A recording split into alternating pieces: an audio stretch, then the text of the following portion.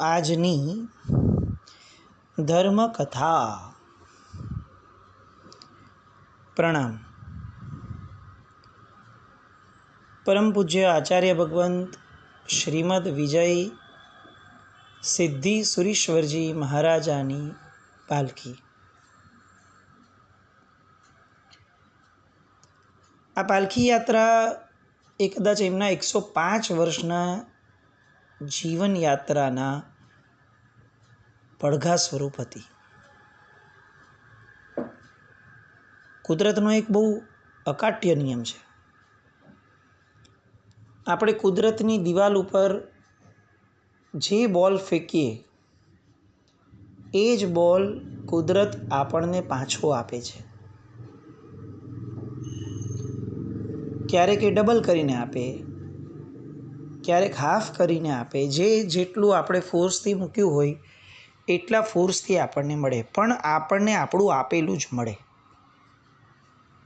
અને આ કર્મ સાહિત્યનો, જીન શાસનનો સર્વોત્કૃષ્ટ નિયમ છે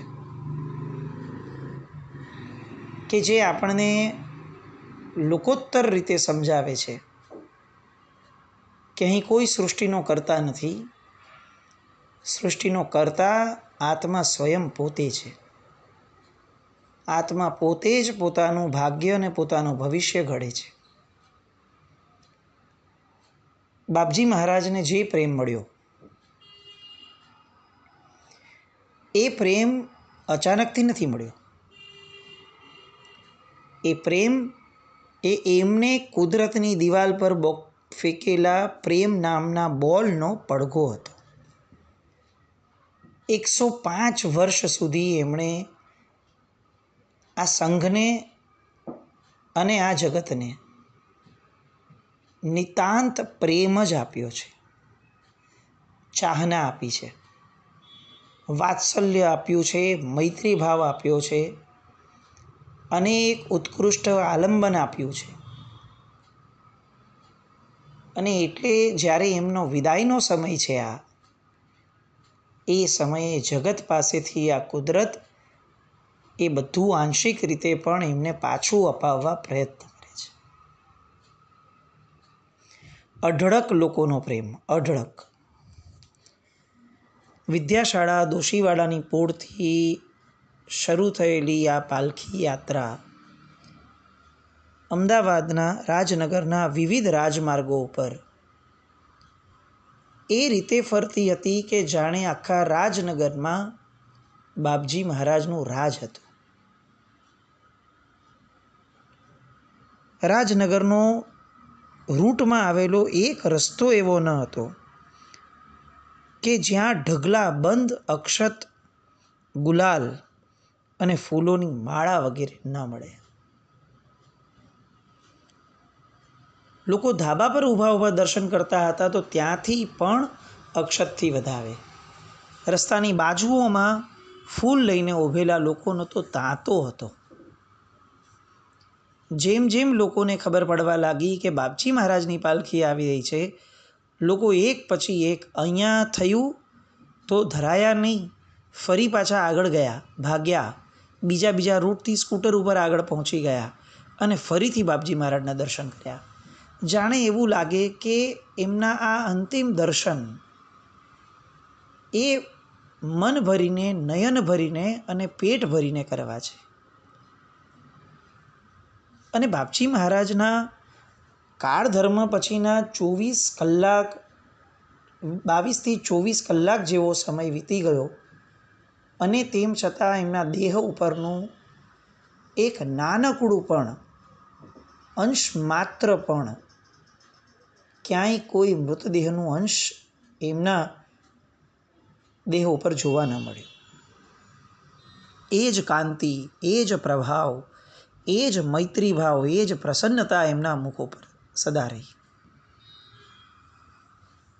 આપણને પ્રશ્ન થાય કે બાપજી મહારાજે એમના જીવનકાળ દરમિયાન ખરી રીતે આપણે જેને અત્યારે અધ્યાત્મ કહીએ છીએ એવું અધ્યાત્મ ક્યારે સેવ્યું? કારણ કે આપણે અત્યારે અધ્યાત્મની વ્યાખ્યા એ કરીએ છીએ કે અધ્યાત્મ એટલે જ્યાં આત્માની વાતો થાય, આત્મા વિશે ચિંતન મનન થાય, બહુ ઊંચી ઊંચી વાતો, નિશ્ચયની વાતો, મોક્ષની વાતો. બાપજી મહારાજના જીવનમાં અપીરન્ટલી કદાચ આવું આપણને જોવા ગોતીએ તો પણ નહીં મળે. બાળક હોય ને એ દાખલો જ્યારે ગણે ને ત્યારે એની પાસે દાખલો ગણવા માટેના સ્ટેપ્સ અને મેથડ એ ઘણા બધા હોય. એટલે એના દાખલાનો જવાબ આવતા સુધીમાં ઘણા બધા સ્ટેપ્સ લેવાઈ ગયા હોય. એને મજા આવે આ બધા સ્ટેપ્સની. એ સ્ટેપ્સમાં એટલો બધો ઇન્વોલ્વ હોય બાળક કે એને જવાબનો આનંદ મળે ને એના કરતાં વધુ આનંદ એને સ્ટેપ્સનો હોય. પણ જે મેથેમેટિક્સના માસ્ટર્સ હોય ને એ લોકોને તમે દાખલો હજી પૂરો કર્યો ને એ પૂર્વે એનો જવાબ આવડી જાય અને સીધો જવાબ લખી નાખે કે આ જવાબ છે એનો. એટલે પેલા બાળકને એવું લાગે કે આ ભાઈને કાંઈ આવડતું જ નથી, આટલું ફટાકથી થોડી કંઈ બોલી લેવાય. પેલા સ્ટેપ્સ કરવા પડે, મલ્ટિપ્લિકેશન કરો, કેલ્ક્યુલેશન કરો, એ પછીથી એ મેથડમાં એને ફિટ કરો, પછી જવાબ આવે. બસ એક્ઝેક્ટ આપણી સ્થિતિ આવી. બાપજી મહારાજ છે ને એ માસ્ટર ક્લાસના હતા. આ બધી વાતોના અંતે જે પામવાનું હોય, અધ્યાત્મની, આત્માની, આ બધી વાતોના અંતે જે પરિણતિને પામવાની છે એ પરિણતિ એ આ ભવમાં આવ્યા ત્યારે જ લઈને આવી ગયેલા. એમનું અધ્યાત્મ એ જન્માંતરીય સાધનાના લેવલનું હતું. એટલે આ ભવમાં એ જે કક્ષામાં હતા એ કક્ષા આપણી બધાની કક્ષા કરતાં તો ઘણી ઊંચી. એટલે આપણે જ્યારે આપણી ફૂટપટ્ટીથી માપવાનો પ્રયત્ન કરીએ તો એ આપણા લેવલની વાત જ ન રહે, આપણને સમજાય જ નહીં. કારણ કે આપણે જે લેવલને અધ્યાત્મ ગણીએ છીએ એ તો બાપજી ઘણા જન્મો પહેલાં જીવીને આવ્યા હશે. આવા આ બાપજી મહારાજ, એમના ચહેરા ઉપર પૂર્વવત તાજગી અને હાસ્ય લોકોને દેખાઈ રહ્યું હતું. એમનું તપ તેજ સળંગ 3 દાયકાથી વધારેનો વર્ષી તપનો અભ્યાસ, એનાથી અભ્યસ્ત થયેલો આ દેહ, એ તપ તેજથી દીપતું એમનો મુખમંડળ એ સૂર્યના તેજથી પણ વધારે દીપ્તિવંત લાગતું હતું. રસ્તામાં એમને સ્પર્શવા માટે પૂજકોનો ધસારો થતો. એ વખતે પાલખી થોડી હલી જાય, કારણ કે લોકો ટોળે વળ્યા હોય અને ગમે તેમ કરીને અડવું હોય. એટલે બેલેન્સ રે એવી રીતે અડવાવાળી ભાવના એ કદાચ એ સમયે શક્ય પણ ન રહે. એટલે જેવું બેલેન્સ જાય એટલે બાપજીનો જે દેહ પાલખીમાં રાખ્યો હતો એ ઢળી જાય એક બાજુ. અને એ સમયે એવું લાગતું કે રિયલ લાઈફમાં પણ બાપજી જે સ્વાધ્યાય મુદ્રામાં આવી ગયેલા એ મુદ્રામાં પણ એ ઘણીવાર આવી રીતે ઢળીને બેસતા અને કોઈ એમની સામે જુએ તો એક મંદ મંદ હાસ્ય એ એમના મોઢા પરથી નીકળતું. એ હાસ્યને આજે પણ રાજનગરના હજારો લોકો શોધી રહ્યા હતા. હમણાં બાપજી હસશે, હમણાં એક સ્મિત વેરશે, પૂજ્યશ્રીની આંખ ખુલશે અને હમણાં જ ધર્મલાભ બોલશે. દળ દળ આંસુઓ અને એનાથી ગળગળા થયેલા લોકોના વદન, આ ખરી બાપજી મહારાજની ગુડવિલ હતી. વિદ્યાશાળાથી સંચરતી આ પાલખી યાત્રા શ્રી જગન્નાથજી મંદિરના રસ્તે પહોંચી. જેવી પાલખી મંદિર પાસેથી પસાર થઈ એટલે મંદિરના મહંત શ્રી નરસિંહદાસજી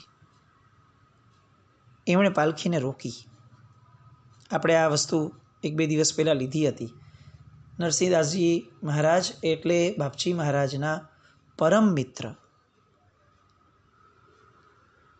અને આ પાલખીને રોકી અને બાપજીના ચરણે ઝૂકી પડ્યા. ખૂબ રડ્યા. બાપજીના પગને અડી અને ખૂબ રડ્યા. એમની ઉંમર પણ લગભગ આ જ બાપજીની ઉંમરની નજીકની જ હશે. અને એ મહંતશ્રીએ બાપજી મહારાજના દેહ ઉપર કિંમતી કામળીનું ભેટણું ધર્યું. આજુબાજુ લોકો ઊભા હતા. એમની સામે પોતાની વેદના વ્યક્ત કરી કે મારા જીવનનો આધાર વહી ગયો. જગન્નાથ મંદિરના મહંત આ શબ્દ બોલી રહ્યા છે કે મેં મારા જીવનની અંદર ભગવાન જગન્નાથ પછીથી જો કોઈને મારા જીવનની ડોર સોંપી હોય તો એ આ બાપજી હતા. અને એ બોલતા બોલતા એમના ગળે ડૂમો ભરાયો અને રડતા રડતા બોલ્યા, હવે હું અનાથ થઈ ગયો. અને એમણે એક શબ્દ પાલખી આગળ વધતી હતી એ સમયે કીધું કે બાપજી તમે ગયા, હવે હું પણ આવું છું. અને 7મે દિવસે સંત નરસિંહદાસજી મહારાજ એમનો પણ મૃત્યુ થયું. બાપજી મહારાજ અને એમની વાતો, એમના સંબંધો, એમની મૈત્રી એ કંઈક અલગ જ ઝોનવાળી હશે. પાલખી અગ્નિ સંસ્કારની ભૂમિ સુધી પહોંચી. જમાલપુરની પાસેની એક જગ્યા નિર્ધારિત કરવામાં આવી હતી, જે ઝવેરી માણેકલાલ મોહનલાલ પરિવાર તરફથી શ્રી સંઘને ભેટ અપાઈ હતી ભૂમિ. કાષ્ઠ અને ચંદનની સુખડની ચિતાની રચના થઈ. પાલખી સાથે જ બાપજી મહારાજના દેહનું સ્થાપન એ ચિતા પર કરવામાં આવ્યું. અંતિમ સંસ્કારનો ચડાવો ત્યાં બોલવામાં આવ્યો. ચડાવો ખૂબ રસાકસીવાળો થયો, કારણ કે બાપજી મહારાજના દેહને અંતિમ અગ્નિનો સંસ્કાર, 16 સંસ્કારમાંનો છેલ્લો સંસ્કાર એ એમને આપવાનું હતું. આજે પણ છે ને આ ઘટનાઓ લગભગ સિમિલર બનતી હોય છે. આવા મહાપુરુષોના અગ્નિદાહના ચડાવા એ બહુ જ ઊંચા જાય. ચડાવા બોલનાર લોકો માટે આ એક બહુ મોટું સૌભાગ્ય હોય કે જે દેહ આ પૃથ્વી ઉપર વર્ષો સુધી રહી અને આ પૃથ્વીને પવિત્ર કરતો ગયો, એ દેહમાંથી આત્મા તો ચાલ્યો ગયો, પણ હવે આ દેહના જે પૂતગલો છે એ પૂતગલોને ફરીથી કુદરતને ખોળે પાછા ધરી દેવા, અને એ માટે અગ્નિ એ જ શ્રેષ્ઠતમ ઉપાય છે. એટલે અગ્નિ નામનો સંસ્કાર કરી અને આ પવિત્રતમ પૂતગલોને જગત માટે, આ જગતની અંદર ભેળવી દેવાનો પ્રયાસ, એ લાભ એ બહુ ઉત્કૃષ્ટ ગણાય. એટલે ચડાવા ખૂબ રસાકસીવાળા લાંબા સમય સુધી ચાલ્યા. છેવટે રાણપુરના શ્રાવક અને અનન્ય ગુરુભક્ત એવા નરોત્તમદાસ મોદી એમણે આ મહાન લાભ ઝડપ્યો. આ શબ્દ હું બોલું છું ને ત્યારે સહેજે આપણામાંના ઘણાના મનમાં આ પ્રશ્ન આવે, કેટલામાં ચડાવો ગયો? અને આ એક કદાચ આપણા બધાની કરુણાંતિકા છે. કોઈ પણ ગુરુ ભગવંતનો, કોઈ પણ શુભતાનો ચડાવો જ્યારે બોલવામાં આવે ત્યારે એ ચડાવા દ્વારા કઈ વ્યક્તિ આ લાભને પ્રાપ્ત કરે છે એ નિર્ધારિત કરવાનો પ્રયાસ થતો હોય છે. આ આપણી પરંપરા છે. અહીંયા મહત્ત્વનું જે લાભ છે એના પછીનું સેકન્ડ મહત્ત્વ છે, જે લાભ જેને મળી શકે છે એ. અને આ બે પછીથી ત્રીજું કોઈ મહત્ત્વનું અંગ હોતું જ નથી. અને તેમ છતાં અત્યારે આપણા બધામાં આ બંને લાભ માટેની આપણી કુતૂહલતા એ સેકન્ડ થર્ડ નંબર પર છે. સૌથી ફર્સ્ટ આપણી કુતૂહલતા હોય છે કેટલામાં લાભ લીધો. જેની મૂર્છા તોડવાની છે એ જ વસ્તુને આપણે એટલું બધું પ્રાધાન્ય આપી દઈએ છીએ કે એ મૂર્છા તૂટી એની અનુમોદના ઓછી, આટલા રૂપિયામાં એણે લાભ લીધો એની અનુમોદના વધારે. પ્રસંગ એનો એ જ છે, જોવાના દ્રષ્ટિકોણનો કેટલો મોટો ફરક છે.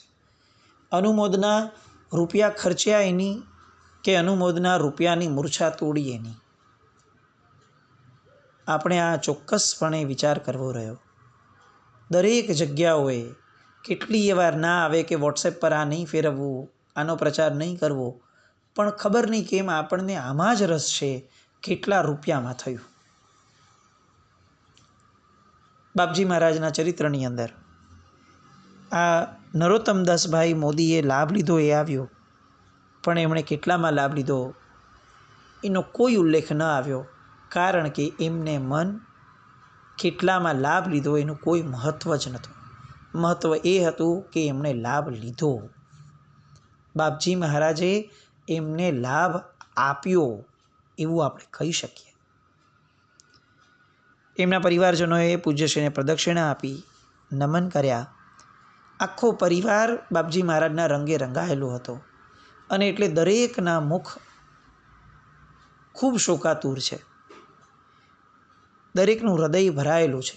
દરેકની આંખમાંથી દળ દળ આંસુ વહે છે કે જે દેહ દ્વારા આપણે બધા જ આ જન્મની સફળતાને પામવાની દિશામાં ગયા, જે દેહના વાત્સલ્યથી આપણું હૈયું તરબતર રહ્યું, જે દેહના અસ્તિત્વ થકી આપણા બધાના અસ્તિત્વ શુભ તરફ વળ્યા, એ જ દેહને આજે મુખાગ્નિ આપી અગ્નિ સંસ્કાર કરી એને બાળવાનો. અને એટલે જ આ જે વિધિ છે એ વિધિને માન આપવાનું થયું, પણ આ વિધિને માન આપતા આપતા બધાના હાથ ખૂબ ધ્રુજ્યા. ધ્રુજતા હાથે આ પરિવારે પૂજ્યશ્રીને અગ્નિદાહ આપ્યો. અગ્નિ ધીમે ધીમે પ્રજ્વલિત બન્યો. જીવનભર જેમણે તપ દ્વારા પોતાના દેહને તપાવ્યો હતો, આજે ખરા અર્થમાં એ દેહ તપતો હતો. પૂતગલના પરમાણુથી બનેલા અને ઔદારિક વર્ગણાના આ દેહને અગ્નિએ કેટલાક કલાકોમાં અદૃશ્ય કરી દીધો. આકૃતિ દ્વારા જે દેહ અત્યાર સુધી જીવ્યો, હવે એ દેહ નામ દ્વારા જીવશે. લાખોના હૈયાને ચોધાર રડતા મૂકી પૂજ્ય બાપજી મહારાજનો દેહ ભસ્મીભૂત થયો. માટીનો દેહ માટીમાં મળી ગયો. અજર અમર એવો આત્મા પરલોકે સંચરી ગયો અને અહીંયા આ જગત માટે ગુણસભર જીવનની ગુણ સૌરભ મૂકીને ગયો. પૂજ્યપાતશ્રીના પુણ્ય પાર્થિવ દેહનું અસ્તિત્વ પંચતત્વમાં વિલીન થયું અને 105 વર્ષનો સુદીર્ઘ ઇતિહાસ આ જગતમાંથી વિદાયને પામ્યો.